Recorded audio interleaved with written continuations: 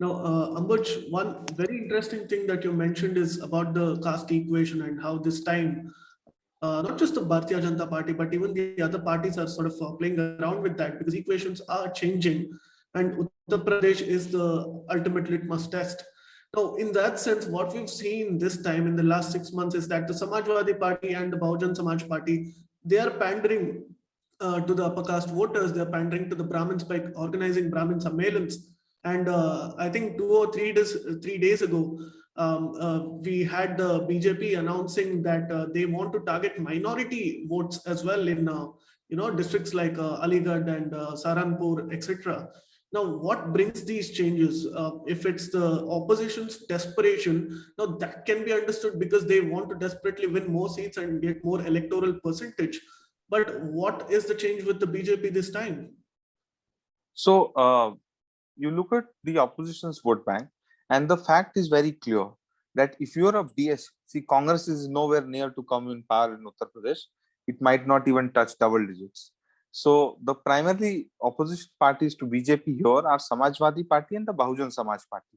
Now, there was a variation. If you look at last 5 assembly elections, for the course of last 5 assembly elections, there was a variation once in 2007 where the seats where BJP's candidate was not strong. And that is why I say the polity of Uttar Pradesh is very complicated for lots of people to understand, because on seats where the candidate of BJP was not strong enough to counter Samajwadi Party, Brahmins strategically voted for Bahujan Samaj Party to vote out the Samajwadi Party.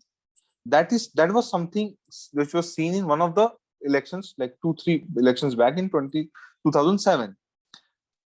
Some people think that can be replicated. In my understanding, and I'll tell you where it started from.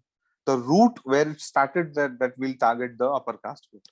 Now, I think a couple of years back, we all would have heard the famous Vikas Dubey encounter thing. I don't know if lots of people would have heard, where a gangster who was a Brahmin by caste, which doesn't matter anyway, had killed a DSP. Now, it was not just a Havaldar, it was a DSP. Now, Yogi Adityanath's plank of governance has been simple. The criminals will not find space in Uttar Pradesh. Uttar Pradesh, the crime is famous across India, that we all know the XYZ names that we all know. The Yogi Adityanath policy is very simple. The criminals will not find space in Uttar Pradesh, and the police must do everything that it must do to counter the criminal network. Now, in that process, Vikas Dubey, a gangster, around 100 kilometers out of Lucknow, near the Kanpur district, had shot a DSP. Now, what happened later was that this whole thing happened where police went all out to capture Vikas Dubey. He was captured, then he was running, and then eventually he was encountered. Now, from there, this whole thing sparked that Brahmins are being targeted in Uttar Pradesh, which is a joke, if you ask me.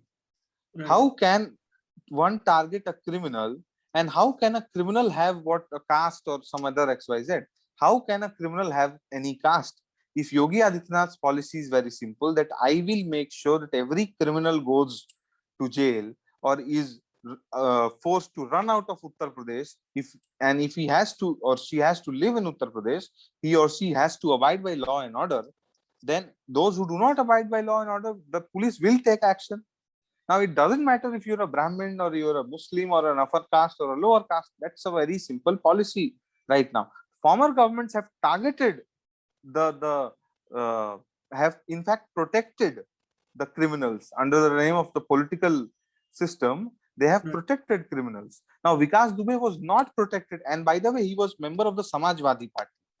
Still, he was not protected and the justice was done.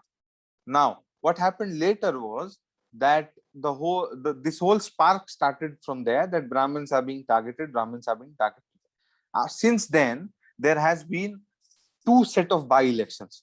In one set of by-elections, BJP won 9 out of 11 assembly constituencies. The other set of by-elections, BJP won 6 out of 7 assembly constituencies. By-elections happened for various reasons. Some resigned, some had become MPs, so on and so forth. Then Panchayat elections happened. BJP has won 65 out of 75, and then with allies it has won 68 out of 75 districts where there's the panchayat head, that's called the Jila Panchayat Adhyaksh, the head of the Jila Panchayat. Now, of 75 districts, BJP has, or allies, with allies, it has 68 of them. Since then, all of these things have happened. No election whatsoever has shown even one sign of Brahmins going away from the BJP or voting for anyone else. So the peddle or the propaganda can go on, but I don't see this whole Brahmin thing or non-Brahmin thing or targeting Brahmin thing doing any substantial damage to the BJP in upcoming elections. Please remember to subscribe to us and switch on the notifications for this channel. For our other social media links, more content, and to support our work, please visit citti.net. Dhanyavad. Namaskar.